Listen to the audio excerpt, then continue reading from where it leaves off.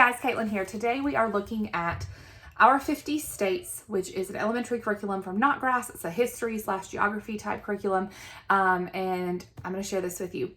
We are a classical conversations family, and if you're familiar with CC, it runs in a 3-year cycle, and on cycle 3, the focus in CC is on U.S. history and U.S. geography, so learning the 50 states and prominent features in the United States.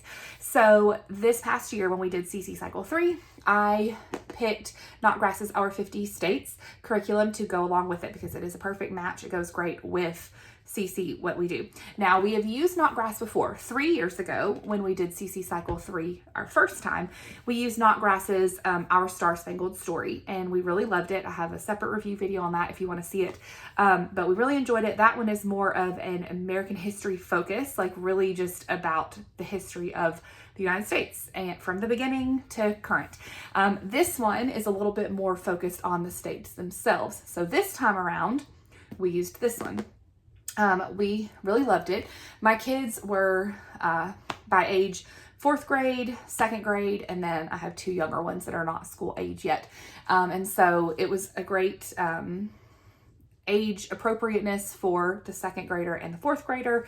We really enjoyed it. Now, we use this as a read aloud. We do not do the workbook that comes with it or the suggested read aloud novels that they recommend. We really just use this book as a read aloud. It has review questions at the end. It has tons of activities. It has a workbook that you can do, the map work. There's, like I said, there's novels that they recommend and picture books to go along with it. So we didn't really do much of that. We mostly just use this book as a read aloud. So I'm going to be sharing my thoughts from that perspective. This is not we use the whole entire deep dive curriculum, but you can, we just didn't. So I just wanted to make sure you know this. But the way this works is there are 26 units, 104 lessons. So each state has 2 lessons. So lessons 1 and 2 are your first state. Lessons 3 and 4 are your next state. And you're like, well, that math doesn't math because there's 50 states. That should be 100 lessons. There are 2 lessons on Washington, D.C., and there are 2 lessons on U.S. territories. So Puerto Rico, Guam, U.S. Virgin Islands. So that's where your additional 4 lessons come from, is talking about D.C. and talking about our other territories. So each state has, like I said, the 2 lessons. And so like the way it's written with the 26 units is you would do 2 states per week. So you would do like the first state on Monday and Tuesday, and then the second state on Wednesday and Thursday. And then on the 5th day on Friday, there's always an activity at the end of the unit. So it might be a recipe, it might be a craft, it might be like a family activity that goes along with it.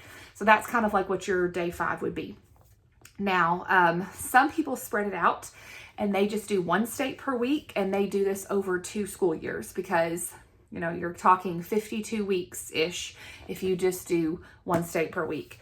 But I chose to not do it like that because we just used it as a read aloud. So we actually would just read both days for each state on 1 day. So I'm going to show you what that looks like on the inside here, but we would just do 1 state 1 day of the week and the other state the other day of the week, and that was it. So just 2 days for us. But like I said, we used it as a read aloud. If you do all the other stuff like the workbook and things, you wouldn't be able to use it as a read aloud and do it, or you wouldn't be able to do it that quickly. Okay, so of the 2 lessons for each state, it kind of follows the same pattern. The first lesson, or the first day, if you're doing 1 lesson per day, is facts about the state. So where's its capital? Are there any, important landmarks or, national parks, that kind of thing, food that's important to that state, or companies that are famous that are from that state, just tidbits of information like that. And then your second lesson, or day 2, starts out with either a song or a poem that relates to that state. It's either about that state, or is the state song, or comes from that state, or whatever. And so you can listen to that on the app. That Notgrass has a free app. You can listen to the song that goes to that state, tells a little bit about it. And then there's a story that goes along with the state. And so it will have they have gone through and picked a story about someone in that state. Some of them are very old, some of them are much more modern. There's a big variety in the stories, but that's kind of what your day 2 of each state is. We'll look through Unit 8 Kentucky and Tennessee, since that's my current state and my home state. But here you can see the end of Unit 7, there was a recipe that went along with that for that family activity.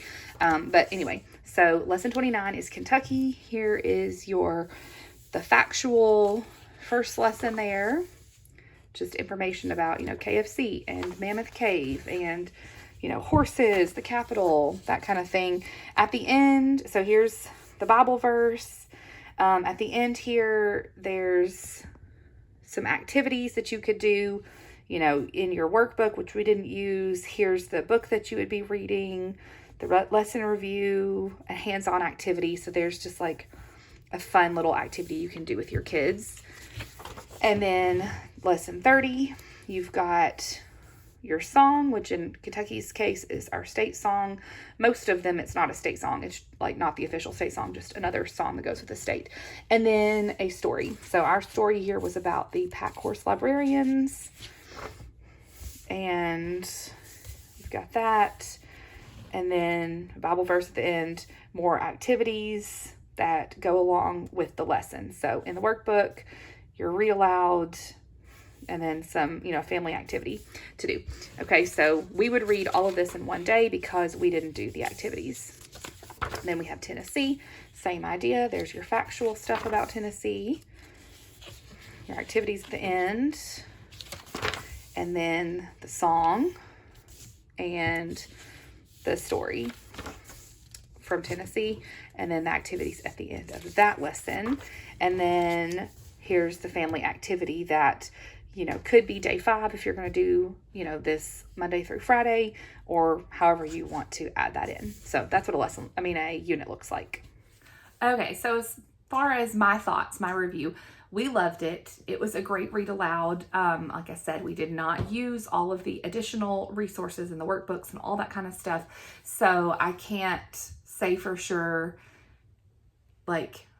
I can't give it a full review as far as all the curriculum, but as far as just this textbook and reading it to my kids, it was very enjoyable.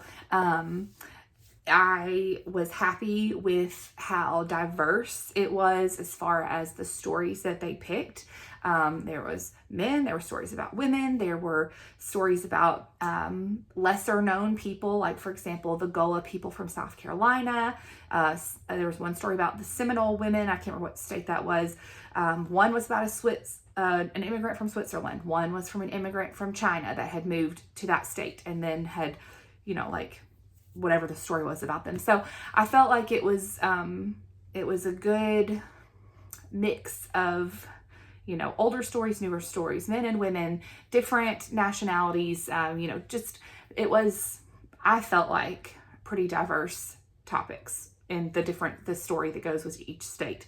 As far as complaints that I had, really, I don't have a lot of complaints. The ones that I do have are basically the same ones I had from our Star Spangled Story. And here they are. One is, I wish there was a pronunciation guide, and maybe there is somewhere and I just haven't found it, but I felt like I was butchering a lot of these names because I didn't know how to pronounce them, and I wish it would have it in the book easy to find for the person. The other thing is the songs that go along with it. I'm not a big poetry and hymn studies, morning basket, let's sing songs. I love to sing, but as far as in my homeschool, that, I don't know, I'm more of a math and science and facts person. So, I don't love it, but we listened to them. They were interesting. My kids enjoyed them. I felt like it was a good way to get that in there since that's not my natural, I don't know. I don't tend to do that kind of stuff naturally. So it was actually good. So the songs and the poems were good and they were fine. And I'm glad we listened to them, even though I would not choose to listen to them necessarily if I were just hey, I want to learn more about the states. But I think it's a great addition. So I guess I kind of said that it was a con, and it's not actually. It's a pro. It's just something that I don't really love because I just don't love it, not because the curriculum is bad. So anyway, I hope that made sense. Okay, a couple other things. Supplemental resources that we used. We didn't use the workbook or the read alouds or any of those things. What we did use that I thought I'd just mention, because if you're looking into this yourself, you may want to do it too, is I got this United States cookbook. This is an old battered version from Thrift Books, so there's probably a newer updated version, but it doesn't have to be this one, just a United States cookbook. And so that was fun. We kind of cooked a dish from each state as we went through the curriculum. There are some recipes in here, so sometimes we'd use this recipe, but there's not a recipe for every state, so we kind of use these together. We also loved watching a series on Amazon Prime. No, is it Amazon Prime? I think so, called State Plate. And it is this guy, Taylor Hicks, who is on American Idol, and he has this show where he goes to different states and visits restaurants or local people and learns about their, like, some of the local dishes that are popular for that state. And it's really fun. All my kids loved it. It's a very clean show. It was family friendly. I was fine with all of us watching it, and we are very particular about what we watch and listen to. So it was good. Even though it's an adult show, it was fine for kids and really enjoyable, really fun. We learned so much about that. So we would read this, like, let's say Kentucky, that's our state. So we'd read about Kentucky, say on Monday, and then after we read it, we would watch the State Plate episode, and then at some point, typically in the next week, we would make a recipe from that state. So that was just that was fun.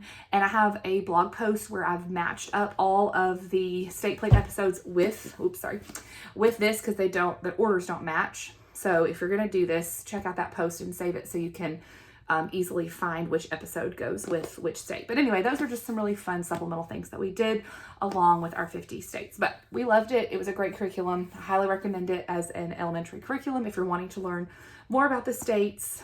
And yeah, hope that helps.